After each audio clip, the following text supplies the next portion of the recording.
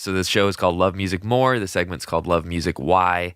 This is just a moment to ask you, why are you excited every time you come back the next day and play music or create music or make music with other people? What is it about music that is so worth the sacrifice and the time and the journey that you've had throughout this long career, and that you're excited about for the next phases?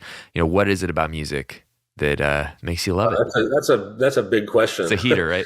It's very deep. It's very involved. I mean, ultimately, I think I always try to think about what got me into this in the first place, and that feeling when you're a child and you first listening to your favorite bands, or you start playing an instrument, and if you can somehow keep that level of enthusiasm when you're older, I try to think about that. It's not easy to do all the time because, as if you're out there, I mean, look, a lot of it's getting on an airplane, waking up at 4 a.m, sitting in a hotel room for 4 hours, sound check. There's a lot of that.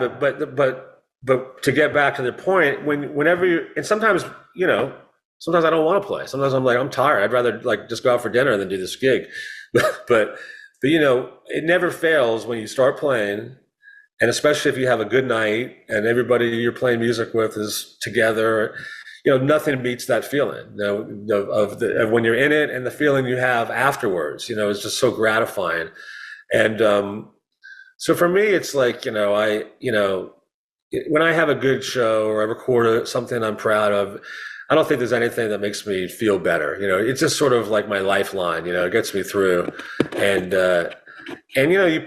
you put everything that's going on into the music. If you're going through some good times or some bad times or whatever your emotions are, if you're doing it right, you're putting them in there every time you play, whether you think about it or not. But so it's sort of like, sometimes it'll just sort of heal me. And if you have a really good gig, sometimes, especially when I play with my band, we don't play that much. We play once every month or 2 months, usually in New York City.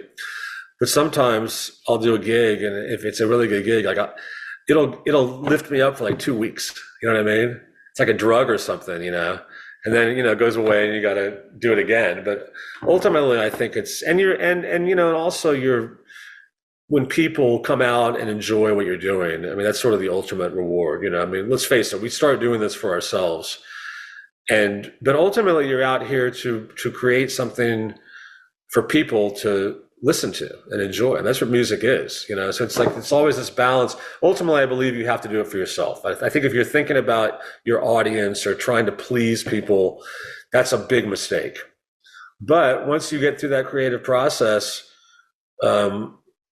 you are giving it out to people, and you are, especially when you're performing, you do have I think it's a duty to go give a good performance and show up prepared and do the best you can, and so when it all comes together, you and the band and the people and everybody has a good time, nothing beats it. So that's what keeps you going, those 4 a.m. lobby calls.